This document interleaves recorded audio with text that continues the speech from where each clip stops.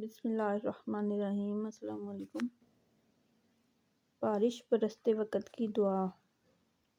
اللہم صیبا نافعا۔ اس کا ترجمہ یہ ہے، اے اللہ اس بارش کو ہمارے لیے فائدہ مند بنا دے۔ بارش کے بعد کی دعا۔ مطرنا بفضل اللہ ورحمتہ۔ ہم اللہ کے فضل اور اس کی رحمت کے ساتھ بارش سے نوازے گئے۔ ضرورت سے زیادہ بارش کے وقت کی دعا۔